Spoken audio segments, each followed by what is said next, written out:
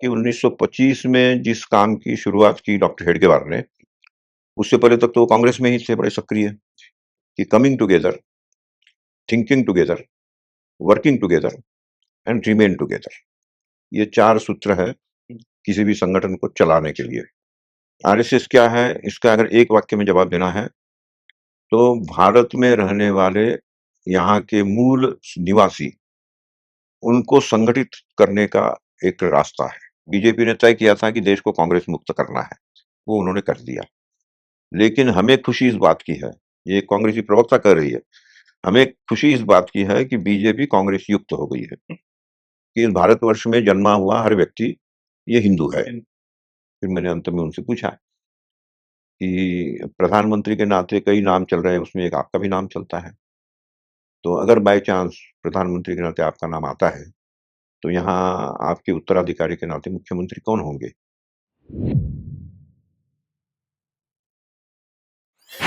नमस्कार, welcome to the grey areas. आज हमारे साथ हैं एक ऐसी शख्सियत जिसके बारे में आप लोगों ने भी बहुत देखा होगा और ये एक ऐसे संस्था के साथ जुड़े हुए हैं, जो बहुत ज़्यादा एक्टिव है, बहुत ज़्यादा हिंदू धर्म के लिए और हिंदुत्व के लिए काम करती है और आज से ही नहीं, अभी रिसेंटली इनके संस्था के 100 साल पूरे हुए थे। तो चलिए मिलते हैं, आज हमारे साथ हैं श्री लक्ष्मी नारायण भाला जी। नमस्कार नमस्कार। भाला जी, समय निकाला आपने, समय दिया हमारे को, इसके लिए बहुत-बहुत शुक्रिया। जो लोग जानते हैं आपके बारे में, जो जिन लोगों ने पढ़ा है, वो ये जानते हैं कि आपने कितना इस संस्था को समय दिया और कितना इनके इसके लिए काम किया। आपका जो पूरा जीवन है, ये समर्पण है आपकी संस्था को। तो सबसे पहले तो मैं जानना चाहूँगा, आप कैसे इस संस्था से जुड़े? उसके बाद आज तक आपने क्या-क्या किया? थोड़ा-सा अपने बारे में बताइए। हम मूलतः राजस्थान से महाराष्ट्र में बसे हुए राजस्थानी परिवार के लोग हैं। हमारे दादाजी, पिताजी ये राजस्थान से महाराष्ट्र में एक गाँव में चिखली नाम का स्थान है, वहाँ पहुँचे। वहाँ छोटा-मोटा व्यवसाय हमारे दादाजी ने शुरू किया, पिताजी ने सँभाला। मेरे चाचा जी, वो परिवार में संयुक्त परिवार था हमारा, चचेरे चाचा थे, तो वो सामाजिक कामों में ज़्यादा रुचि रखते थे। तो सामाजिक काम करते-करते उनका संपर्क राष्ट्रीय स्वयंसेवक संघ की वहाँ लगने वाली शाखा से आया और उन्होंने फिर अपना कुछ समय संघ कार्य के लिए दिया। तो एक विवाहित प्रचारक के नाते, माने विवाहित होते हुए भी परिवार छोड़कर संघ का काम करना, उसके लिए उनको चिखली से आकोट भेजा गया जी। और वहाँ वो 2-3 साल रहे और फिर लौट कर आए। तो ये उनका व्यक्तित्व का प्रभाव जो है, वो हमारे परिवार में दिखाई देता था और उसका परिणाम ये हुआ कि मैं भी बचपन से शाखा में जाने लगा उनके साथ। शाखा में जाकर बच्चों में घुल-मिल जाना, आनंद का अनुभव करना, खेलना-कूदना, गीत गाना, ये बड़ा अच्छा लगने लगा। शिशुगण में रहते समय बहुत आनंद आता रहा। फिर कुछ वर्षों बाद मुझे कहा कि अब तुम बालक हो गए हो, बड़े हो गए हो, तुम उस गण में जाओ। लेकिन मुझे वहीं पर एक अटैचमेंट सी हो गई थी। मैं जाना नहीं चाहता था, मैं ये गण नहीं छोड़ूँगा। हुँ। तो मुझे फिर ज़रा डाँट-फटकार कर भेजा गया, लेकिन मेरा मन नहीं लगा वहाँ, तो मैं फिर वापिस आ जाता था। फिर कुछ दिनों बाद हमारे एक वरिष्ठ स्वयंसेवक जयवंतराव शेटे, वो मुझे एक बार मंदिर ले गए और मंदिर ले जाकर मुझे उन्होंने बहुत समझाने का प्रयास किया और मुझे बताया कि अब तुम बड़े हो गए हो, तुम शिशु नहीं रहे हो, तुम बालक हो गए हो और इसलिए यहाँ की व्यवस्था के अनुसार अब तुमको बालकगण में जाना चाहिए। तो उनकी बात आखिर मैंने मान ली और उस बालकगण में आधे-अधूरे मन से जाने लगा। फिर जब मैट्रिक के बाद मैंने उन दिनों मैट्रिक हुआ करती थी 10वीं कक्षा, उसके बाद कॉलेज की पढ़ाई के लिए नागपुर मुझे जाना पड़ा। नागपुर में मेरे बड़े भाई साहब मेडिकल में पढ़ते थे। उनके साथ ही जब मैं शाखा में, वो मुझे ले गए कि चलो शाखा में चलते हैं। तो गया मैं शाखा में और वहाँ जब परिचय हुआ, नागपुर की एक शाखा में, तो वहाँ परिचय हुआ तो जब परिचय दिया गया कि हमारी शाखा के मुख्य शिक्षक हैं, श्री राम जोशी, ये इंजीनियरिंग कॉलेज में प्रोफ़ेसर हैं। तो मैं एकदम चौंक गया कि एक इंजीनियर कॉलेज के प्रोफ़ेसर और वो शाखा के मुख्य शिक्षक हैं। फिर कार्यवाह का परिचय दिया कि ये यहाँ के हाई कोर्ट में वकील है। तो मेरी जो अब तक की धारणाएँ थी कि संघ में जाना है ना केवल खेल-कूद करने वाले जाते हैं, तो वो धारणा वहाँ से बदल गई एकदम। कि यहाँ तो पढ़े-लिखे लोग और प्रतिष्ठित लोग, उनका महत्वपूर्ण रोल है, महत्वपूर्ण भूमिका है। तब फिर मेरा संघ के प्रति जो देखने का रवैया था, देखने का दृष्टिकोण था, वो बदल गया और फिर मुझे ऐसे लगने लगा कि नहीं, इसमें मुझे ज़्यादा इंटरेस्ट लेना चाहिए, समझना चाहिए और फिर मैं बड़े आनंद के साथ, रुचि के साथ शाखा में जाने लगा। इस प्रकार से मेरा दैनंदिन शाखा से संपर्क बढ़ा। ये मेरी यात्रा की शुरुआत है। तो इतने साल देने के बाद अगर देखा जाए जैसे आरएसएस, अब मैं आरएसएस की अगर मैं बात करूँ संस्था की, तो कुछ लोग इसे अच्छा बोलते हैं, कुछ लोग इसे बुरा बोलते हैं और सबकी अपनी-अपनी धारणाएँ हैं। हुँ, हुँ, हुँ। मैं आपसे जानना चाहता हूँ कि क्या सच क्या है? क्योंकि आरएसएस को देखा जाए, देखिए, अब जो शाखा से जुड़ा हुआ है, जो संघ से जुड़ा हुआ है, वो संघ को जानता है। हुँ, हुँ, हुँ। जो संघ से नहीं जुड़ा हुआ है, वो सिर्फ़ सुनी-सुनाई बातों पे भरोसा रखता है हुँ, हुँ, हुँ। या भरोसा कर लेता है। तो थोड़ा-सा उस पे आप दृष्टि डालने की कोशिश कीजिए या मुझे थोड़ा-सा समझाने की कोशिश नहीं, कीजिए जो जिससे संघ को जानता है, वो भी संघ का वर्तमान स्वरूप जो है, उसी को जानता है जानता है, बिल्कुल, बिल्कुल। और उसमें जो कमियाँ हैं, उसकी अनुभूति भी उसको होती है, जो अच्छाइयाँ हैं, वो बोल भी सकता है। जी, लेकिन थोड़ा हम संघ का इतिहास जानेंगे, तो ध्यान में आएगा कि 1925 में जिस काम की शुरुआत की डॉक्टर हेडगेवार ने, हुँ, उससे पहले तक तो वो कांग्रेस में ही थे बड़े सक्रिय जी, और 1930 के आंदोलन में भी उन्होंने सरसंघ चालक होते हुए भी हुँ, हिस्सा लिया था त्याग पत्र देकर। हुँ, तो कांग्रेस के साथ इतना उनका लगाव रहा है। हुँ, तो कांग्रेस के साथ लगाव रहते हुए उन्होंने कांग्रेस के काम को छोड़कर ये नया काम क्यों शुरू किया? हुँ, इसका अगर हम विचार करेंगे तो ध्यान में आएगा कि उस समय कांग्रेस जो है एक कॉमन मंच जिसको कहा जाए हुँ, कि एक सबके लिए प्लेटफ़ॉर्म था हुँ, कि देश की सेवा करना हो या देश को स्वाधीन करना हो तो उसके लिए कांग्रेस से जुड़ जाओ। जी, इस मंच से जो कहा जाएगा वो सरकार तक पहुँचेगा, पहुँचेगा। उसकी व्यवस्था उस संगठन ने कर रखी है। हुँ, प्रस्ताव पारित करके हो, चाहे नारे नारे के रूप में हो, चाहे सत्याग्रह के रूप में हो, हुँ, अपनी बात को सरकार तक पहुँचाना, पहुँचाना। वो तरीका उन्होंने शुरू कर रखा था। जी, तो उसमें नरम दल, गरम दल दोनों प्रकार के दल थे। तो जो नरम दल थे, उसको धीरे-धीरे गांधी जी का नेतृत्व प्राप्त होने लगा। जो गरम दल थे, उसमें नेताजी सुभाष चंद्र बोस जैसे कुछ लोग थे और इस तरह से 2 धाराएँ चल रही थी।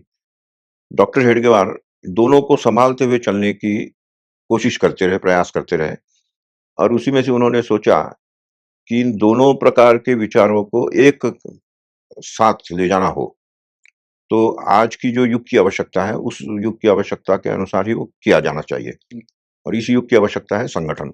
जी, जब तक हम संगठित नहीं होंगे, तब तक ना सरकार हमारी सुनेगी और तब तक ना समाज को भी हम जगा पाएँगे। इसलिए संगठित होने का कोई रास्ता खोजना चाहिए। तो वो रास्ता उन्होंने काफ़ी प्रयास करने के बाद, कई लोगों से विचार-विमर्श करने के बाद उनके ध्यान में आया कि अंग्रेजी में अगर मैं कहूँ 3 वाक्य कि coming together, thinking together, working together and remain together. ये 4 सूत्र है हुँ, किसी भी संगठन को चलाने के लिए, चलाने के बिल्कुल। कि पहले तो कहीं न कहीं से जो भी लोग हैं, इकट्ठे हो जाओ। इकट्ठे हो जाओ। इकट्ठे हो गए, फिर एक साथ बैठकर विचार-विमर्श करो, हुँ, फिर एक साथ काम करने का कुछ अभ्यास करो और फिर करते रहो लगातार। रोज़ इकट्ठे होना, ये एक संगठन की पहली आवश्यकता है। हुँ, वो उन्होंने शुरू की और इसका ढिंढोरा नहीं पीटना है, एक-एक मोहल्ले को सुरु ये रखना है, इसलिए ढिंढोरा पीटे बिना ये करना है, इसलिए प्रचार से दूर रहो। 1930 में विशेष रूप से 31-32 में तब ध्यान में आई, जब उस समय का राज्य था CP and Berar, central province and Berar हुँ, और नागपुर उसकी राजधानी थी। तो वहाँ से ये फरमान जारी हुआ कि इस प्रदेश में रहने वाला सरकारी कर्मचारी, ये राष्ट्रीय स्वयंसेवक संघ के साथ नहीं जुड़ेगा। नहीं जुड़े। जो उसके साथ जुड़ेगा उसको सरकारी नौकरी छोड़नी पड़ेगी। तो सरकारी नौकरी के साथ संघ के लोग न जुड़े या संघ के लोग सरकारी नौकरी में ना आ जाए, इस पर पाबंदी लगाने की जब शुरुआत वहाँ से हुई, तो ध्यान में आया कि अ, ये पूरे देश में ना फैले, जी, इसलिए ज़्यादा प्रचार-प्रसार न करते हुए हम चुपचाप काम अपना करते रहे। हुँ, और इसलिए फिर वहाँ आने वाले विद्यार्थियों को प्रेरित किया जाता था कि अब तुम आगे की पढ़ाई के लिए लखनऊ जाओ, आगे की पढ़ाई के लिए बनारस जाओ, आगे की पढ़ाई के लिए लाहौर चले जाओ, आगे की पढ़ाई के लिए कहीं मद्रास चले जाओ। उन दिनों चेन्नई को मद्रास कहा जाता था। हुँ, तो इस तरह से अलग-अलग स्थानों पर विद्यार्थी के रूप में पढ़ने के लिए जाओ और वहाँ जाकर संघ का काम शुरू करो। ऐसी एक परंपरा शुरू कर दी। तो ऐसे कई विद्यार्थी नागपुर से इधर-उधर फैले। अपने-अपने स्थान पर उन्होंने शाखाएँ शुरू कर दी। तो इस प्रकार से ये करते-करते 10-12 साल जब बीते, तब फिर ये बात आई कि अब इनका सामान्य रूप से ट्रेनिंग भी होना चाहिए ताकि नए-नए स्थान पर जो लोग जुड़ रहे हैं, हुँ। वो भी इसको आगे और बढ़ाएँ। इसलिए फिर संघ शिक्षा वर्ग इस नाम से प्रशिक्षण ओटीसी कहा जाता था, हुँ। Officers training camp. जी। जो शाखा चलाएगा उसको वो ऑफिसर है, तो इन ऑफिसर्स का ट्रेनिंग होना चाहिए। तो हुँ। Officers training camp OTC. किस बात की ट्रेनिंग होती है? संघ की शाखा कैसे लगाना है। अच्छा। तो संघ की शाखा यानी लोगों को इकट्ठा करना, इकट्ठा करने के बाद उनको खेल-कूद करवाना, गीत करवाना, देश क्या है, देश के बारे में बताना। तो इस देश को हमें आगे ले जाना है, इस देश को हमें उन्नति के शिखर पर ले जाना है। आज अंग्रेज राज कर रहे हैं, उन अंग्रेजों को तो धीरे-धीरे हम हटा ही देंगे, लेकिन हटने के बाद हम इसको सँभाल सकें। हुँ। क्योंकि मुगलों के बाद अंग्रेज आ गए, जी, अब बिल्कुल। अंग्रेजों के बाद और कोई आ जाएगा हुँ। और हम उनके गुलाम बने रह जाएँगे। हुँ। इसलिए अब हमें किसी का गुलाम नहीं बनना है, हमें अपने बलबूते देश को चलाना है। ये कॉन्फिडेंस मन में लाने के लिए, ये आत्मविश्वास लाने के लिए ये तरीके अपनाए गए कि अब हमें इस देश को समझना है और इस देश के गौरव को आगे बढ़ाने के लिए हमें अपने आप को आत्मसमर्पित करना है। तो ये जो भाव रहा, इसी भाव के कारण फिर संघ धीरे-धीरे, धीरे-धीरे मजबूती के साथ बढ़ने लगा।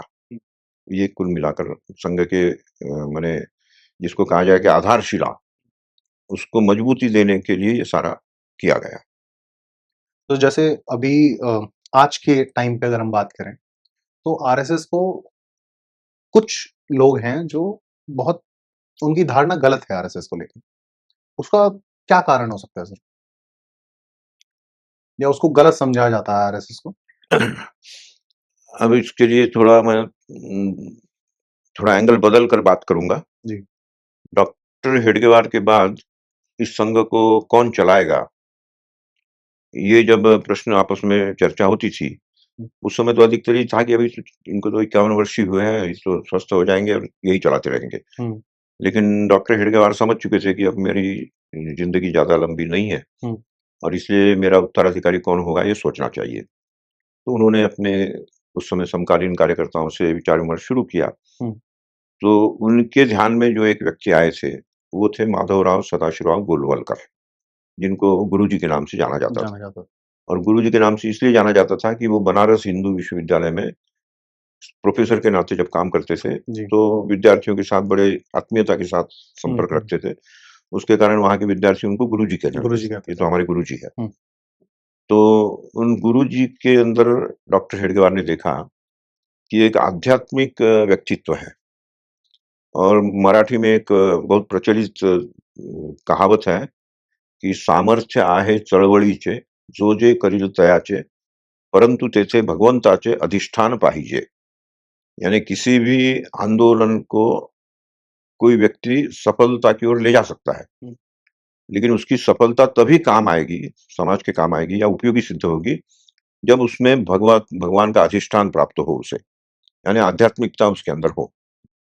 तो गोलवलकर गुरुजी में वो आध्यात्मिकता है, ये जैसे ही डॉक्टर हेडगेवार के ध्यान में आई बात, तो उन्होंने फिर लोगों को समझाना शुरू किया कि भले ही ये नए संपर्क में आए हो, भले ही इन्होंने संघ का प्रशिक्षण प्राप्त नहीं किया हो, लेकिन संघ की आइडियोलॉजी को ये समझ चुके हैं पूरी तरह से और इनका जीवन समर्पित है ईश्वरीय कार्य के लिए और अपना कार्य ईश्वरीय कार्य ही है, क्योंकि इस युग की आवश्यकता है संगठन। जैसे 4 युग के बारे में एक श्लोक प्रचलित है कि त्रेतायां मंत्र शक्तिश्च ज्ञान शक्ति कृते युगे, द्वापरे युद्ध शक्तिश्च संघ शक्ति कलौ युगे। कि कलयुग में संगठित रहना यही धर्म की प्रतिष्ठा के लिए सबसे बड़ी आवश्यकता है। तो वो काम हम कर रहे हैं और इस काम को आध्यात्मिक अधिष्ठान प्राप्त हो, वो काम गुरुजी कर सकते हैं। इसलिए इनको सरसंघ चालक बनाना चाहिए। ये उन्होंने अपनी इच्छा प्रकट की, लिख कर भी रख दिया और ये बताया कि जब मेरा शरीर शांत होगा, उस समय इस पत्र के अनुसार आप आगे की व्यवस्था कर लेना। तो इस प्रकार से उन्होंने ये सारी व्यवस्था कर रखी थी। अब ये व्यवस्था दिखने में तो बड़ी सरल है कि रोज़ इकट्ठे होते हैं, खेल-कूद करते हैं। लेकिन उसके पीछे का उद्देश्य जो है, वो ईश्वरीय कार्य के समान महान कार्य है। तो खेल-कूद करने से महान कार्य कैसे होगा? हुँ। ये आम आदमी समझ नहीं पाता है। हुँ। और इसलिए वो संघ को केवल मिलिट्री है, ये पैरामिलिट्री है, जी। और पैरामिलिट्री है तो फिर वो डिसिप्लिन करते हैं, इसलिए अनुशासन का पाठ पढ़ाते हैं, तो फिर उसमें सज़ा भी देते हैं, तो फिर इस प्रकार का एक धारणा बनी हुई है। धारणा बन गई। जी। और उसी धारणा के तहत ये कहने लगे कि ये तो पैरामिलिट्री ऑर्गेनाइजेशन है, तो इसमें और क्या होगा? हुँ। तो इसलिए इसके अंदर जो व्यक्ति निर्माण हो रहा है, और वो व्यक्ति समाज के किसी भी क्षेत्र में जाकर नेतृत्व देने की क्षमता प्राप्त कर लेता है, ये वो समझ नहीं पाए। हुँ। आम समाज आम समझ नहीं समाज पाए। नहीं समझ हाँ, और उसके कारण फिर जो विरोध करना है वो गाली-गलौज देने लगे, उल्टी-सीधी बातें भी बोलने लगे।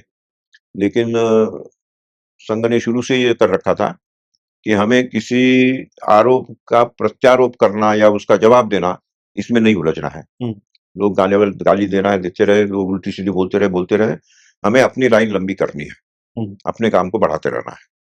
और इसके कारण उसका प्रतिवाद कभी संघ ने किया नहीं। हुँ।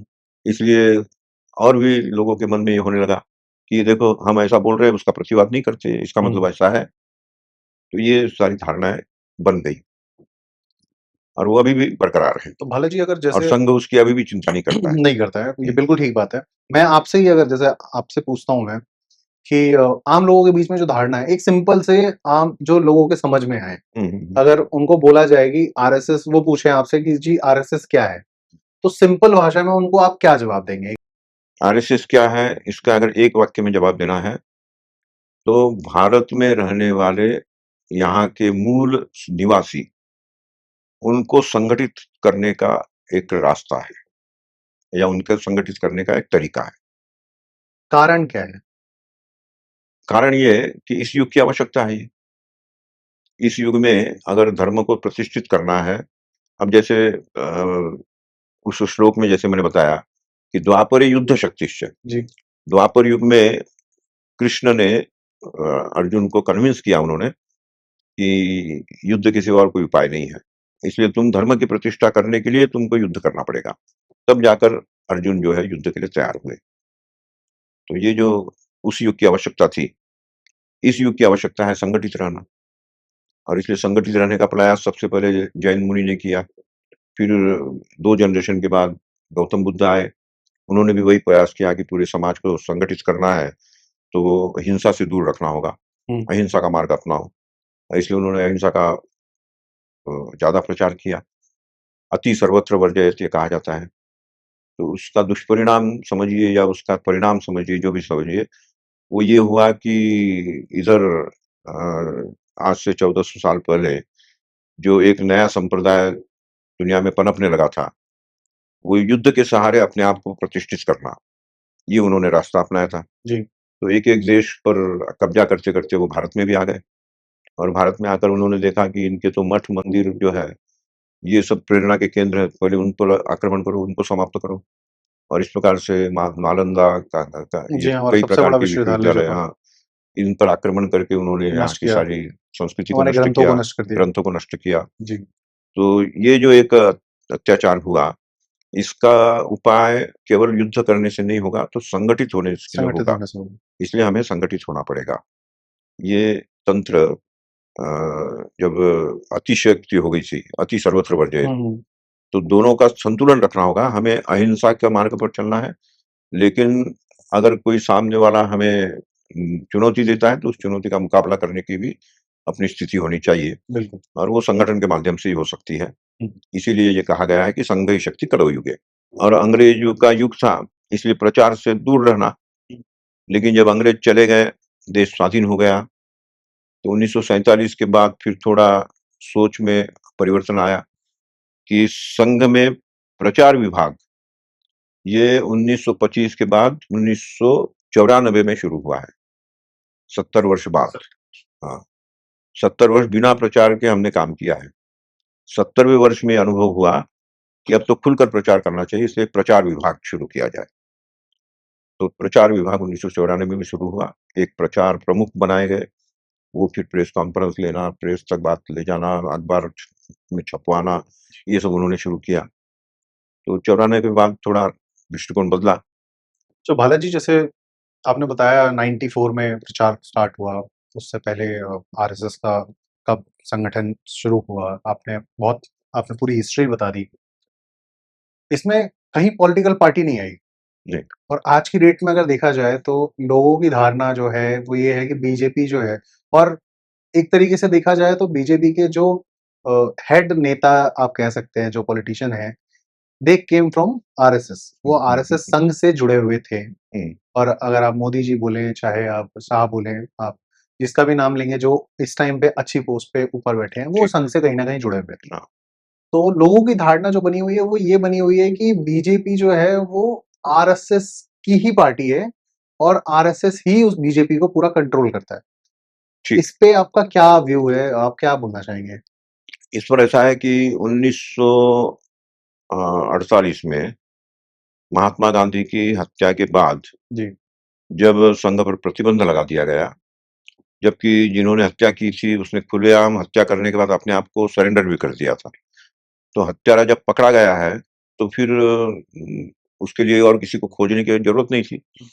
लेकिन नेहरू संघ विरोधी से शुरू से ही, और उनको लगता था कि कांग्रेस के रहते हुए बाकी संगठनों की क्या आवश्यकता है, इसलिए इन संगठनों की कोई आवश्यकता नहीं है, हम कांग्रेस है, सब कुछ कर लेंगे।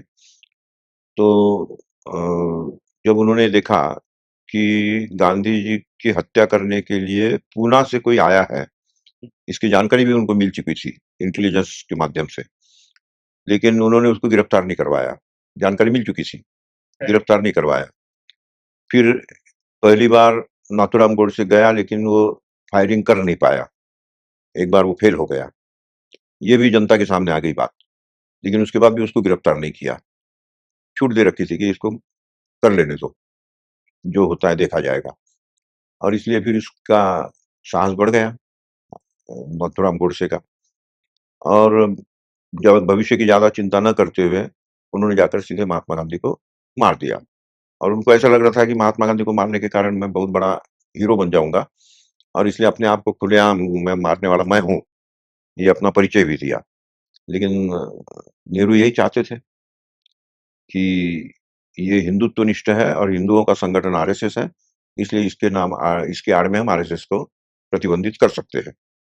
तो उन्होंने तुरंत आरोप लगा दिया कि संघ की योजना से हुआ है, संघ ने ये किया है। बहुत बड़ी बात है बालाजी, जो आप कह रहे हैं। जैसे हाँ, एक तरीके से आपने ये कह दिया कि नेहरू जी को पता था कि पता गांधी जी की हत्या होने वाली हाँ, है, एकदम पूरा लेकिन उस पता पे था, उन्होंने कोई एक्शन नहीं लिया, कोई एक्शन नहीं लिया। होने दिया जो होना था, हाँ, क्योंकि उन्हें संघ के अगेंस्ट ये में। इंटेलिजेंस डिपार्टमेंट कह देगा, उसमें अगर जानकारी लेंगे, जी, तो इंटेलिजेंस डिपार्टमेंट कह देगा कि उस समय ये बात सारी बातें उन तक पहुँचाई गई थी, लेकिन उन्होंने उसको किनारे कर दिया, ठीक है, चलने दो, होने दो।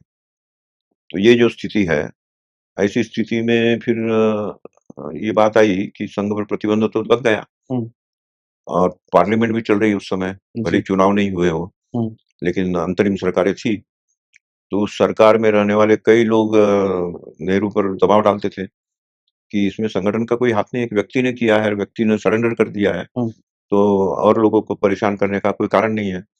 लेकिन नेहरू मानने के लिए तैयार नहीं थे। अंत में उन पर दबाव आया, तो फिर उन्होंने ये कहा कि ठीक है, ये संघ क्या करना चाहता है, इसका वो संविधान बनाकर दे दे, तभी हम इसका प्रतिबंध हटा सकेंगे। तब संघ ने अपना संविधान बनाया। भारत का संविधान बना ही नहीं था तब तक, वो प्रक्रिया चल ही रही थी। लेकिन उससे पहले संघ का संविधान बनकर तैयार हो गया। मद्रास के ही वेंकटाचलम, उनके ज़िम्मे काम दिया था। उन्होंने आकर नागपुर में बैठकर कई लोगों से सलाह-मशवरा करके एक संविधान बनाया छोटा-सा, और बताया कि बस इसके सहारे हम काम करेंगे, संविधान के अनुसार। ये सबमिट कर दिया जाए तो प्रतिबंध हट जाएगा, और वो सबमिट किया गया, नेहरू के हाथ में पहुँचा दिया गया। तब नेहरू ने प्रतिबंध हटाने का निर्देश दे तब दिया, तक पॉलिटिकल पार्टी से कोई कोई वो नहीं पॉलिटिकल था। पार्टी। फिर प्रतिबंध हटने के बाद जब गुरुजी का चारों तरफ स्वागत होने लगा, तो नेहरू फिर बौखलाए, कह रहे हमने तो इनको बदनाम कर दिया था, फिर भी समाज इनका स्वागत कर रहा है, स्वागत कर रहे हैं। इसलिए क्या किया जाए? तो पार्लियामेंट में ये संघ ठीक नहीं है, ये ठीक नहीं है, हमारा तो कोई हिंदू राष्ट्र नहीं है, वगैरह-वगैरह ऐसी जो बातें हैं, ये सामने आने लगी। तब संघ के नेताओं अधिकारियों के मन में ये बात आई कि इन राजनीतिज्ञों का जवाब राजनीति के माध्यम से ही दिया जा सकता है। इसलिए क्या किया जाए? तो उस समय श्यामा प्रसाद मुखर्जी ये भी इसी प्रकार से सोच रहे थे कि राम राज्य परिषद, हिंदू अ, वगैरह ऐसे जो हिंदू संगठन राजनीतिक क्षेत्र में थोड़ी बहुत अपनी पहचान बना रहे थे, तो इससे हटकर शुद्ध रूप से राजनीतिक दल इस रूप में एक दल स्थापित किया जाना चाहिए। ये उन्होंने अपने मन में विचार लाया और फिर इस पर विचार-विमर्श करने के लिए गुरुजी के पास गए, गुरुजी से विचार-विमर्श हुआ और फिर तय किया गया कि ठीक है, एक राजनीतिक दल आप खड़ा करिए, संघ आपको एक कार्यकर्ता आपके साथ दे देंगे। हुँ, तो दीनदयाल उपाध्याय जी को इस काम में दिया गया और दीनदयाल उपाध्याय को इसलिए दिया गया कि जब संविधान बन रहा था देश का, जी, भारत का, उस समय संविधान सभा में जो भी चर्चाएँ होती थी, उस पर जानकारी इकट्ठी करके उस पर अपने कुछ विचार देना, ये दीनदयाल जी ने प्रारंभ कर दिया था। जी, उस समय वो उत्तर प्रदेश के सह प्रांत प्रचारक थे। तो उनकी रुचि थी कि कुछ लिखना पढ़ना, आर्टिकल लिखना। तो वो आर्टिकल लिखकर उस समय जो पत्रिकाएँ चलती थी राष्ट्रधर्म, पांचजन्य, इसमें उन्होंने छापने के लिए दिया। तो उनके कुछ लेख छपे। तो उसके कारण ये अधिकारियों के मन में आया कि इनकी इस क्षेत्र में रुचि है या इनको इसकी समझ है, इसलिए इनको दिया जाए। तो उनको श्यामा प्रसाद मुखर्जी के साथ जोड़ दिया गया और तब जनसंघ की स्थापना हुई।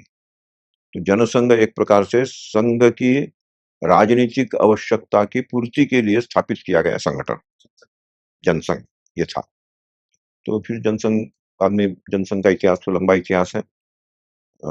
श्यामा प्रसाद मुखर्जी उसकी स्थापना के बाद 2 वर्ष भी जिंदा नहीं रहे और इसके कारण दीनदयाल जी को ही सारे सूत्र सँभालने पड़े और फिर दीनदयाल जी जब अध्यक्ष बने, तो उसके बाद वो साल भर भी अध्यक्ष नहीं रह पाए, उनकी हत्या हो गई। तो ऐसे कई प्रकार के संकटों से निकल कर जनसंघ चलता रहा। जयप्रकाश नारायण, जयप्रकाश नारायण जी।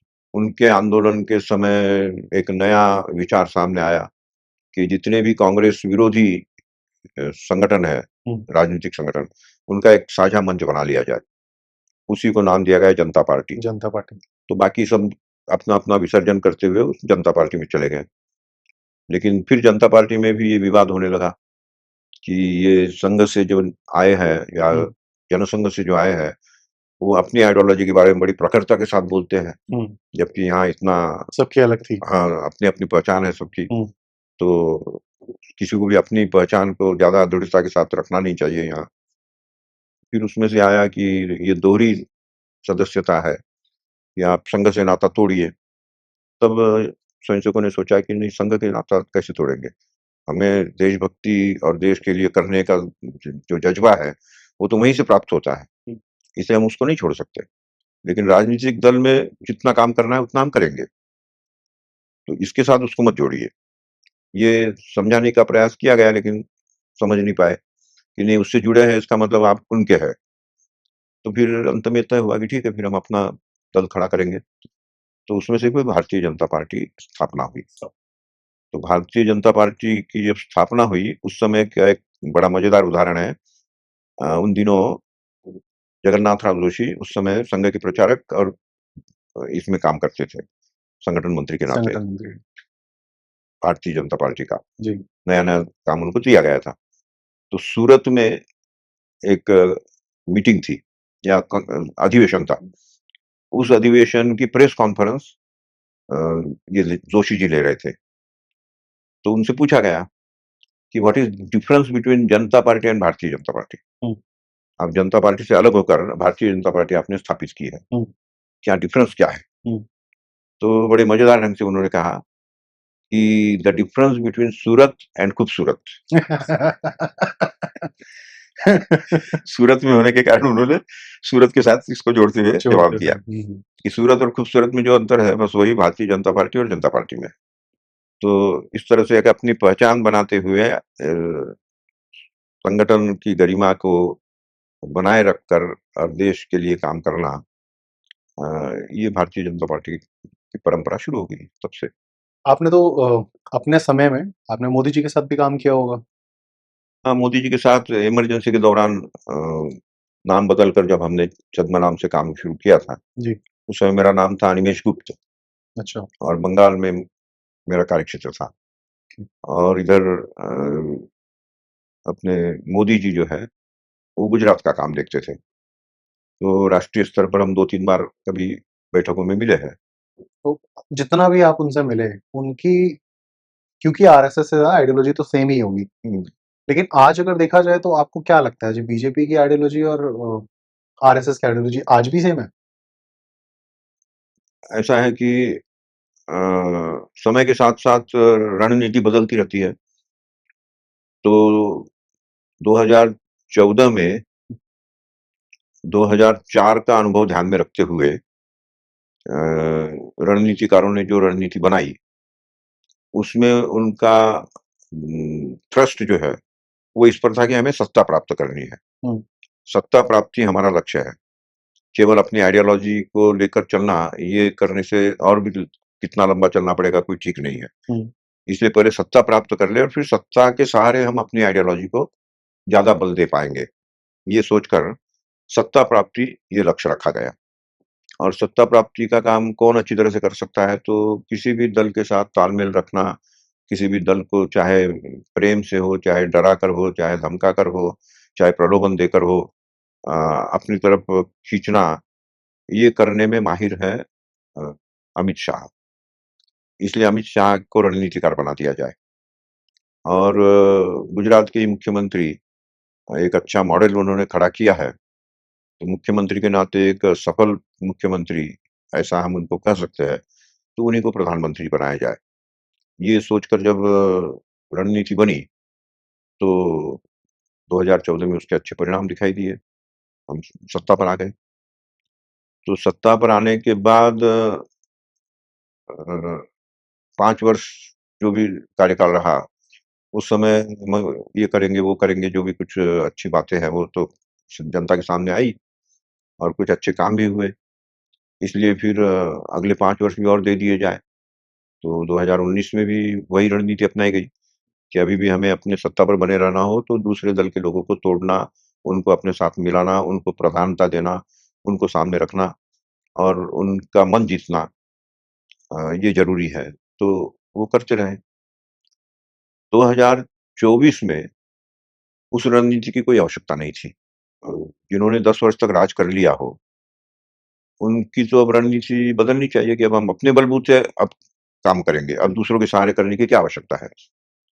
लेकिन अमित शाह अभी भी उसी रणनीति पर चल रहे हैं और इसलिए व्यक्तिगत तौर पर मैं कहूँगा, ये कहने में मुझे कोई संकोच नहीं है कि अमित शाह को अब रणनीति बदलनी चाहिए। सत्ता में इतने वर्ष रहने के बाद अब दूसरों के भरोसे सत्ता को सँभालना, इसकी कोई आवश्यकता नहीं है। अपने बलबूते हम उनको अपने रास्ते पर लाएँ। ये अब सोचना चाहिए और उस सोच के आधार पर ही हम आगे बढ़ेंगे। तो जो हम कहते हैं कि पार्टी विथ अ डिफरेंस, उसको हम टिका पाएँगे। और भाला जी जैसे अगर मैं एक बात पूछना चाहता हूँ आपसे, आप आरएसएस के बहुत बड़े और बहुत पुराने हैं, इतना हुँ, साल हुँ। आपने दिया है। क्या सत्ता के लिए अपनी आइडियोलॉजी बदल लेना, क्या वो ठीक है? क्या नहीं, ऐसा करना ठीक था?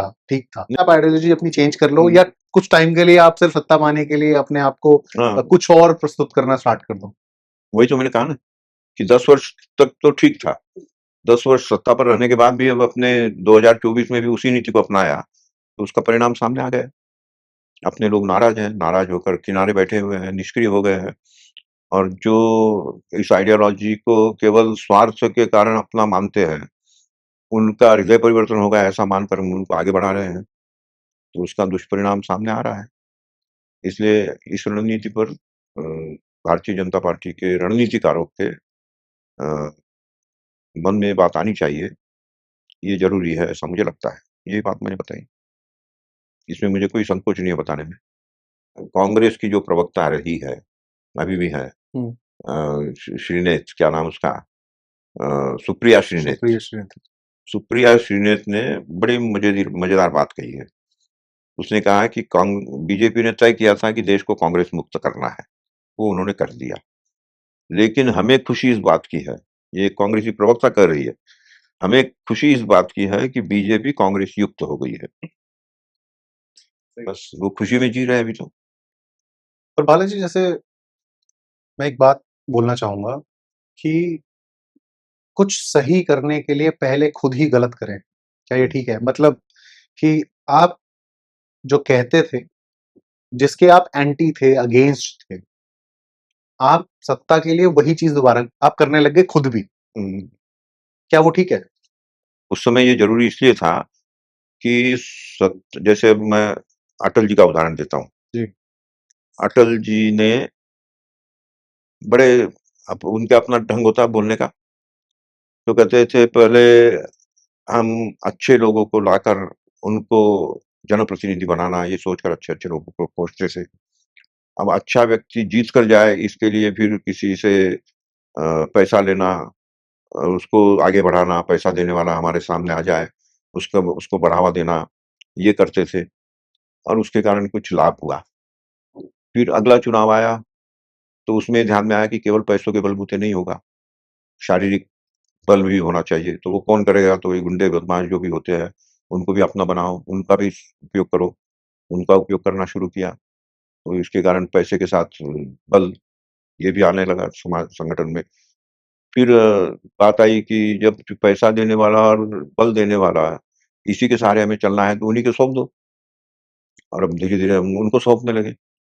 तो इस तरह से ये डिरेलमेंट जो है ये होता जा रहा है, इसको रोकना चाहिए। ये उन्होंने उस समय कहा था। उसको रोकना हो तो सत्ता पर आना ज़रूरी है। सत्ता में नहीं रहकर हम उसको रोक नहीं सकते। इसलिए अमित शाह की या अपने नरेंद्र मोदी जी की जो रणनीति थी, वो ये थी कि येन केन प्रकारेण सत्ता पर आ जाओ पहले। सत्ता अपने हाथ में आएगी तो फिर हम इसको बदल देंगे। तो इसलिए सत्ता प्राप्ति ये लक्ष्य बन गया। सत्ता प्राप्त हो गई। 5 वर्ष उसको भी चलाया, फिर मंदिर का निर्माण भी हुआ, धारा 370 भी हटी, इतने अच्छे-अच्छे काम हुए। तो उसके कारण लोगों में आत्मविश्वास भी बढ़ा कि ये पार्टी सही जा रही है। अब उसका लाभ उठाते हुए जनता की इच्छा के अनुसार हमें अपनी रणनीति बदलनी चाहिए। ये 1924 में कर नहीं पाए और उसी पुरानी रणनीति पर चलने लगे। उसी का परिणाम ये हुआ कि 400 की बजाय 240 तक रुक गए, नहीं तो 400 हो जाते। अगर रणनीति इस ढंग की होती कि अब अपने लोगों को जिन्होंने अब तक समर्पण किया है, जिन्होंने अब तक इसके लिए जिया है जो, उनको अब सामने लाया जाए और ये बाकी लोग समाज में है ही अपने साथ, वो तो है ही। तो वो न करने के कारण ये परिणाम हुआ है और आज भी नहीं हो रहा है अभी कि तक। पार्टी के खुद के जो समर्थक थे, हाँ, वही नाराज़ हो गए। नाराज़ हो गए। तो बालाजी जैसे लोगों के अंदर धारणा है कि बीजेपी आरएसएस तो हिंदुत्व के लिए ही खड़ा रहता है, हुँ, खुल के बोलता भी है। हुँ, बीजेपी को भी यही बोला जाता है कि हिंदुओं की पार्टी है, हिंदुत्व हुँ, के लिए रहती है। हुँ, लेकिन भारतीय जनता पार्टी ने कभी ये चीज़ खुल के नहीं बोली कि हम हिंदुत्व की पार्टी है।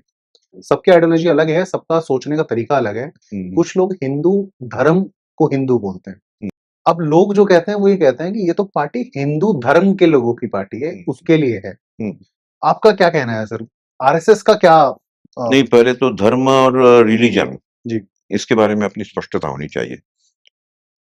धर्म ये संस्कृत शब्द है, धारते इति धर्म, जो धारण किया जाता है एक मनुष्य के नाते हमें आचरण में जो धारण करना है कि हमारा आचरण मनुष्य के नाते ऐसा होना चाहिए, उसको धर्म कहा गया है। और इसलिए धर्म, एक शिशु है तो बालक धर्म निभा रहा है, पुत्र धर्म निभा रहा है, फिर पिता बन गया तो पिता धर्म निभा रहा है, फिर समाज का काम कर रहा है तो एक सामाजिक कार्यकर्ता का धर्म निभा रहा है, राजनीति में चला गया तो राजधर्म निभा रहा है। तो धर्म इतना व्यापक है और एक ही व्यक्ति पिता का भी धर्म निभा रहा है, पुत्र का भी धर्म निभा रहा है, नागरिक का भी धर्म निभा रहा है और राजधर्म भी निभा रहा है।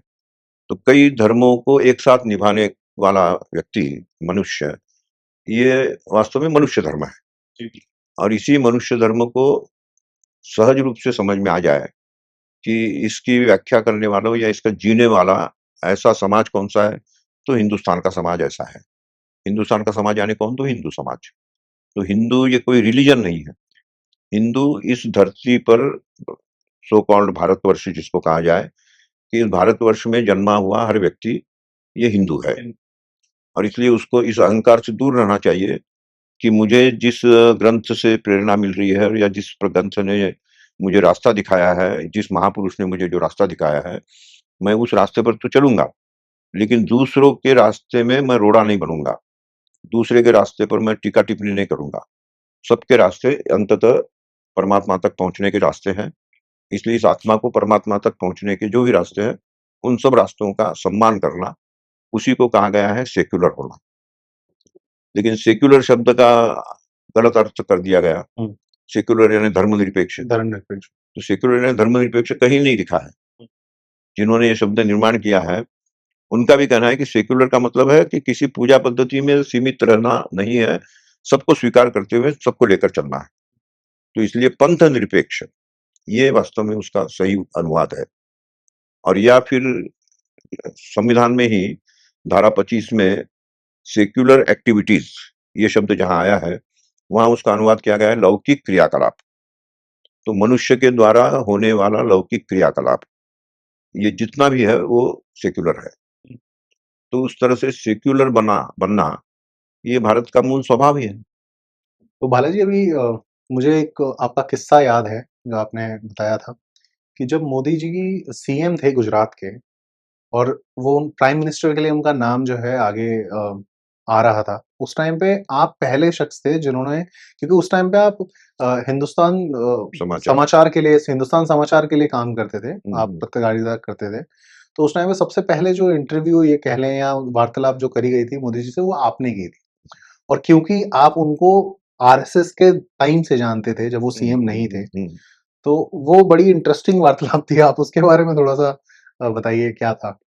हाँ, वो ऐसा हुआ कि जब हिंदुस्तान समाचार में काम कर रहा था मैं, तो उन दिनों स्वाभाविक रूप से पत्रकारों से मिलना-जुलना, पत्रकार की भूमिका में अपनी भूमिका को निभाना, ये करना पड़ता था।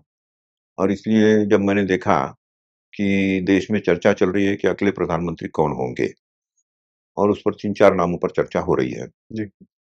तो इन चारों की तुलना करते हुए जब मैंने अपना विचार बनाया एक, कि इन चारों में मुझे लगता है कि अ, एक अच्छा मॉडल, गुजरात का मॉडल इस रूप में सामने आया है।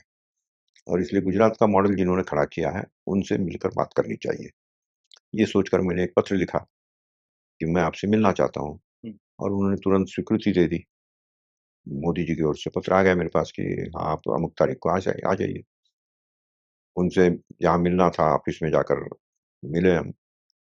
तो कई वर्षों बाद मिलना हुआ था, इसलिए वो जाते ही उन्होंने, जैसे उनकी आदत है, हमारी भी आदत है, एक-दूसरे के गले लगे आने। गले लगने के बाद, "अरे! आइए, आइए महाराज जी, बैठिए, बैठिए, बैठिए।"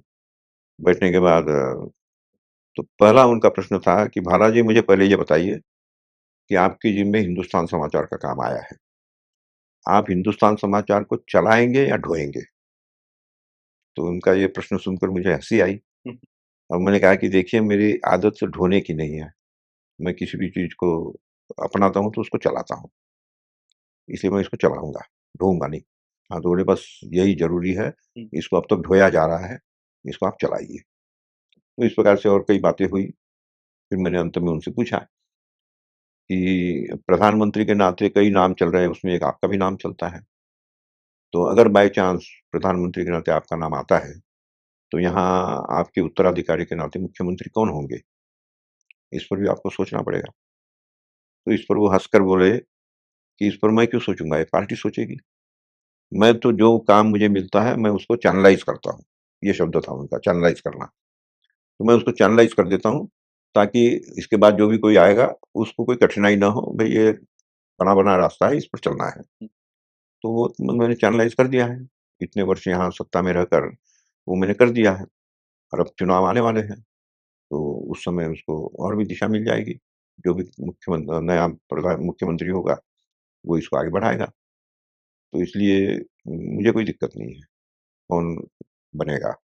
और इसलिए फिर मन में ये विश्वास और पक्का हो गया कि अगले प्रधानमंत्री के नाते इन्हीं का नाम सामने लाना चाहिए। जितना आपको नॉलेज है, जितना समय आपने दिया है, राजनीति के बारे में नॉलेज है, संघ की नॉलेज है, लोगों के बारे में आप जानते हैं, जितना आप कार्य करते हैं, जितनी आपकी किताबें हैं, जितना अभी रिसेंटली आपने कॉन्स्टिट्यूशन पे किताब लिखी है, उसके बारे में पूरा डिटेल में जितना शायद अ, सर सब आप लोगों को जानना चाहिए कि कॉन्स्टिट्यूशन के बारे में अगर आप जानना चाहते हैं कि हमारा कॉन्स्टिट्यूशन शुरुआत से अभी तक किस तरीके से लिखा गया, क्या उसके अंदर बैकग्राउंड में चला है, किस तरीके से हुआ है, तो आपको बालाजी की किताब, जो इन्होंने कॉन्स्टिट्यूशन की किताब लिखी, उसको ज़रूर पढ़ना चाहिए। आपने इतनी डिटेल में उसके अंदर चीज़ों को मेंशन किया, उस एक-एक वाक्य को उस समय पे क्या हुआ, कैसे हुआ, उस चीज़ को आपने बताया।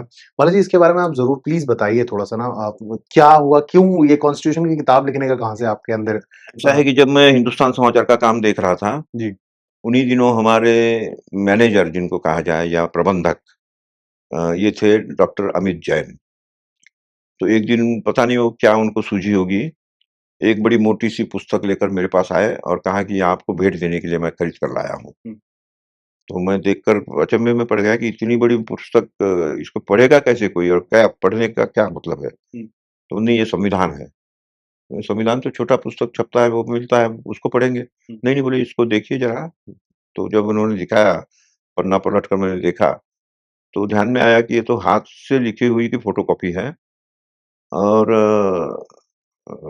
इस पर चित्रों से सजाया भी गया है। हुँ। तो मेरे लिए एक नई चीज़ थी। मैंने फिर उनसे पूछा कि ये क्या है ये? बोले हाथ से लिखा है और चित्रों से सजाया है। सजाने वाले का नाम नंदलाल बोस है और लिखने वाले का नाम प्रेम बिहारी नारायण रायजादा है। और ओरिजिनल जो है वो पार्लियामेंट हाउस में पड़ी है हुँ। और उसकी फ़ोटोकॉपी 1000-1200 प्रतियाँ छपी है। हुँ। उसमें से एक प्रति मैं खरीद कर लाया हूँ आपको देने के लिए। मैंने कहा अच्छा है, तो मेरे भी अंदर का चित्रकार जगा और मैं सोचने लगा कि चित्रकार कोई भी चित्र बनाता है, तो बिना सोचे-समझे नहीं बनाता है। हुँ। परिवेश क्या है, किस परिवेश के लिए कौन-सा चित्र होना ठीक रहेगा, ये सोच कर वो चित्र बनाता है। जैसे कोई पूजा घर है और कहा जाए कि यहाँ एक अच्छा-सा चित्र बना दो, तो पूजा घर के लायक चित्र बनेगा। रसोई घर है, तो रसोई घर के लायक चित्र बनेगा। बेडरूम है, तो बेडरूम के लायक बनेगा। तो उस तरह से नंदलाल बोस ने भी ये चित्र बनाए हैं, तो इसके पीछे उनकी क्या सोच रही होगी? इस पर सोचकर इस पर लिखा जाए। ये मेरे मन में उसी समय बात आई और चाणक्य वार्ता के लिए मुझे एक विषय मिल गया कि इस पर मैं लिखता रहूँ और उसके बाद फिर मैंने लिखना शुरू किया कि भाग 1 पर ये चित्र क्यों है, भाग 2 पर ये चित्र क्यों है? तो भाग 2 भी पढ़ना पड़ा है, भाग 1 भी पढ़ना पड़ा, पूरा संविधान पढ़ना पड़ा और उसके कारण मेरे ध्यान में आया कि नंदलाल बोस ने भी ज़रूर इतना पढ़ा होगा और तभी वो इस प्रकार का चित्र खोज पाए हैं या बना पाए हैं। तो उसकी व्याख्या करते हुए मैंने लेख लिखे। उन लेखों के बाद अब डिमांड आई कि इसको पुस्तक के रूप में छापा जाए। तो जब पुस्तक के रूप में छापना है तो संविधान से तो मेरा दूर-दूर का संबंध नहीं। तो किसी पहचान वालों की प्रस्तावना इसमें लिखवाना ज़रूरी है। तो फिर ऐसे पहचान वाला कौन हो सकता है? तो कानून मंत्री है। ऐसा सोचकर मैं कानून मंत्री के पास चला गया। रविशंकर प्रसाद उन दिनों कानून मंत्री थे। उनको ले जाके दिखाया कि ये मेरी पांडुलिपि है, मैं ये पुस्तक लिख रहा हूँ, इसको आप पढ़ लीजिए और इसकी प्रस्तावना लिख दीजिए। उन्होंने भी सहर्ष स्वीकार कर लिया, ठीक है, बड़ा अच्छा काम कर रहे हैं आप, रख दीजिए। और फिर डेढ़ महीने तक उन्होंने लिख कर नहीं दिया, लेकिन लोगों को बताना शुरू किया कि ये देखिए इसमें ये चित्र है, इसमें ये चित्र है। तो मुझे मन ही मन ऐसा लगने लगा कि अरे! अभी तक इन्होंने प्रस्तावना लिख कर नहीं दी है और लोगों को बताना शुरू कर दिया, तो एक बार फिर से मिलना पड़ेगा। इसलिए मैं फिर दोबारा मिलने गया। तो उनसे जैसे ही मैंने कहा कि आप पहले प्रस्तावना लिख कर दीजिए, पुस्तक छपी नहीं अभी तक और उसके लिए आपने बोलना शुरू कर दिया। नहीं, नहीं बोले मैं तो आपका मार्केटिंग कर रहा हूँ, आपके लिए रास्ता खुल जाएगा। आप इसका अंग्रेजी अनुवाद करवाइए और दोनों छापिए एक साथ। मैंने कहा नहीं मेरी कोई अंग्रेजी में रुचि नहीं है, हिंदी की पहले छप जाए, फिर अनुवाद होता रहेगा, बात की बात है। इसलिए आप जल्दी प्रस्तावना लिख कर दीजिए। ओहो! बोले ऐसी बात है, ठीक है। तो 2 दिन बाद उन्होंने बुलाया, मैं गया, प्रस्तावना लिख दी उन्होंने। तब कुछ लोगों ने कहा कि ये तो कानून मंत्री आज के कानून मंत्री हैं। संविधान तो बना था आज से 70 साल पहले। उस समय इससे रिलेटेड कोई व्यक्तित्व अभी भी हो, तो उनकी प्रस्तावना ज़्यादा मूल्यवान होगी, असरदार होगी। तो ऐसे कौन है? उसकी खोजबीन शुरू की तो डॉक्टर सुभाष कश्यप, ये नाम ध्यान में आया और ये जानकारी मिली कि उनकी पुस्तक के सहारे ही संविधान पढ़ाया जाता है देश में, सभी कॉलेजेस में या सभी जगह। इसलिए उनसे हमने समय तय किया, उनसे मिलने गए। तो उन्होंने जाते ही जिस तरह से मेरा इंटरव्यू लिया एक प्रकार का, पहले तो पूछा कि आप कौन हैं बताइए? मैंने अपना नाम बताया, मैं लक्ष्मी नारायण भाला। क्या करते हैं? संघ का प्रचारक हूँ। बताइए किस लिए आना हुआ? मैंने कहा जी मैंने संविधान पर एक पुस्तक लिखी है। संविधान पर आपने लिखी है? आप संघ के प्रचारक हैं, तो संविधान पर लिख दिया आपने? मैंने कहा हाँ जी। क्या लिखा है? तो मैंने कहा कि मैंने संविधान के चित्रों पर लिखा है। बोले, चित्रों पर क्या लिखना है? वो तो डेकोरेटिव पीस है। डेकोरेशन के लिए उनको दिया था, डेकोरेट कर दिया उन्होंने, उस पर क्या लिखना है? मैंने कहा नहीं, कोई भी डेकोरेट करता है तो कुछ सोच कर करता है। तो नंदलाल बोस ने क्या सोचा होगा और कौन सा चित्र क्यों बनाया होगा, इस पर मैंने लिखा है। अच्छा, बोले कैसे, मुझे समझाइए। तो मैंने एक दो उदाहरण बताए। मैंने कहा जैसे उन्होंने दिया है कि नागरिकत्व, तो नागरिकत्व की रक्षा करनी हो तो सत्ता ऐसी चाहिए कि जो अ, नागरिकत्व क्या है अ, उसका पाठ पढ़ाए, ऐसी व्यवस्था चाहिए। और इसलिए अच्छी शिक्षा और अच्छे संस्कार ये मिलेंगे तो नागरिकत्व की रक्षा करने वाला नागरिक होगा। तो इसलिए नंदलाल बोस ने गुरुकुल का चित्र अंकित कर दिया है कि गुरुकुलीन शिक्षा का विस्तार करिए, नागरिकत्व की रक्षा होगी। तो इस प्रकार से 2-3 बातें बताने के बाद उन्होंने जैसे ही कहा कि अच्छा इतना उन्होंने सोचा होगा। मैंने कहा हाँ, लेकिन ऐसा है कि वो भी आखिर मनुष्य है, तो मनुष्य के हाथ से गलतियाँ भी हो जाती हैं। उनके हाथ से एक असावधानी भी हुई है, गलती भी हुई है। बोले अच्छा, कौन-सी गलती हुई है? मैंने कहा कि भाग 12 पर जहाँ उनको ये दिखाना था कि पूरा आंतरिक व्यवस्था जो है, राज्य और केंद्र की, उसमें आर्थिक लेन-देन, उसमें स्वच्छता होनी चाहिए, उसमें पारदर्शिता होनी चाहिए, जनता के साथ भी जो संपर्क है आर्थिक कर कर लेना-देना इसका, तो उसमें पारदर्शिता होनी चाहिए। और इसलिए शुभ का संकेत करते हुए स्वस्तिक का चिन्ह और उसके कारण जो आनंद प्राप्त होगा उसके लिए नटराज का चित्र, ये उन्होंने तय कर लिया। लेकिन संयोगवश ये जो है स्वस्तिक उल्टा छप गया, जो कि अशुभ माना जाता है। और नटराज भी 2 जगह से चित्र खंडित हो गए, ये भी अशुभ माना जाता है। तो 2 अशुभ चिन्ह भाग 12 पर लग गए। हुँ, बोले अच्छा, ये सुनते ही चौंक गए वो, कि इतनी बड़ी गलती कोई करेगा? हुँ, मैंने कहा हो जाती है, मनुष्य है आखिर। और वो गलती साधारण गलती है कि हुँ, वो जो स्वस्तिक उनको छापना था, वो हुँ, हुँ, उसका जो ये बनाया गया, वो सीधा स्वस्तिक बन गया, इसलिए वो छप छपा उल्टा उल्टा गया। हो गया। हुँ, जबकि वो उल्टा बनाना चाहिए था, तब सीधा सीधा छपता। छपता। और नटराज का चित्र उनको स्पेस ऐसी दी गई थी, हुँ, 5 इंच बाय 8 इंच, उन्होंने लंबा बना दिया, इसलिए वो खंडित हो गया। हुँ, तो अच्छा, बोले आपने संविधान देखा भी है या ऐसे ही बोल रहे हैं? मैंने कहा नहीं सर, बिना देखे मैंने नहीं लिखा है। बोला मुझे दिखाइए। तो उनके यहाँ जो संविधान पड़ा था, वो मैंने लाकर उनको दिखाया। देखते ही चौंक गए एकदम कि 70 वर्ष से हम इस पर काम कर रहे हैं, आज तक किसी के ध्यान में नहीं आया कि स्वस्तिक उल्टा है और नटराज खंडित है। आपने तो बहुत बड़ा काम किया है, बैठिए, बैठिए, बैठिए।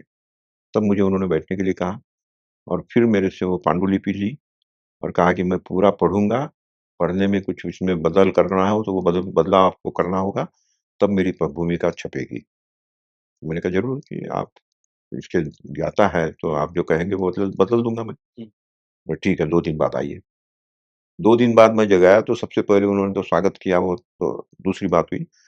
लेकिन जाते ही कहा कि मैंने पूरा पढ़ा है और किसी एक अक्षर भी बदलने की ज़रूरत नहीं मुझे नहीं महसूस हुई। आपने बहुत अच्छा लिखा है। ये अपने रंग की एक अद्भुत पुस्तक है, इसलिए आप इसको छापिए। और तब वो छपी है। और उस पर फिर सेमिनार-वेमिनार कई होते रहे और एक वेबिनार जो था दिल्ली यूनिवर्सिटी के द्वारा आयोजित, उसमें आर.सी. लाहोटी जी भी उपस्थित थे, जिसकी मुझे जानकारी नहीं थी। समाप्ति के बाद मुझे बताया गया कि लाहोटी जी इसमें थे और आपको उन्होंने बधाई देने के लिए कहा है। तो मैंने कहा बधाई स्वीकार है, कोई बात नहीं। नहीं, बोले उनकी ये इच्छा है कि आप इसकी व्याख्या करते समय संविधान कैसे पैदा आया और दुनिया का सबसे बड़ा संविधान क्यों बनाया गया, इस पर जो आप व्याख्या करते हैं, उस पर भी लिखा जाना चाहिए, ऐसा उनका कहना है। तो उनकी इस इच्छा को सुनते ही मुझे प्रेरणा मिली कि अगर ऐसी बात है तो इस पर लिखा जाए।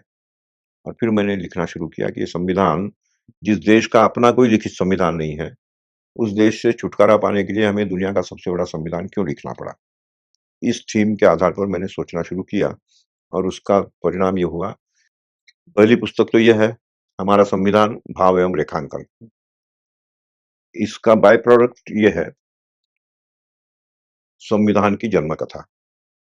इस प्रकार से और ये जन्म कथा को मैंने 500 वर्ष पूर्व से जोड़ कर रखा है कि जब मुगल आए, मुगलों ने राज शुरू किया, फिर छत्रपति शिवाजी जैसे व्यक्ति आए, उन्होंने उसका मुकाबला किया। उसके बाद फिर अंग्रेज आए, फिर उसका मुकाबला होता रहा, फिर अंग्रेज गए, तब की क्या स्थिति थी और उसके बाद ये संविधान बनाया गया। ये सारी बातें इसमें आई है। तो बहुत अच्छा लगा बालाजी आपका आना और आपने इतनी अच्छी चीज़ों को बताया, इतनी डीप कन्वर्सेशन हमारी आज की रही। होपफुली सबको अच्छी लगेगी, सब ज़रूर देखेंगे और बहुत-बहुत शुक्रिया आपका आप आने के जनता लिए। को ये अगर सुनाना चाहते हैं, हुँ। संगठन शास्त्र चालीसा, जी, बिल्कुल, मैं तो ये इसको क्यूआर कोड से इसकी वीडियो भी बनी है, मैं उसको भी एक ये संगठन शास्त्र चालीसा है बालाजी की लिखी हुई है। मैं इसका जो फ़ोटो है मैं आपको लगा दूँगा, आप इसको स्कैन करके इसको सुन सकते हैं, यूट्यूब पे अवेलेबल है। और जो बालाजी ने संविधान पे किताब जो लिखी है, उसके बारे में डिटेल्स मैं आगे मेंशन कर दूँगा नीचे, आप वहाँ से भी पढ़ सकते हैं, डिस्क्रिप्शन में डिटेल्स होंगी। सो प्लीज़ उसको चेक करिएगा और thank you so much Balaji, बहुत-बहुत शुक्रिया आपका आने के लिए। श्रोताओं को भी, सबको, दर्शकों को धन्यवाद। Thank you. नमस्कार।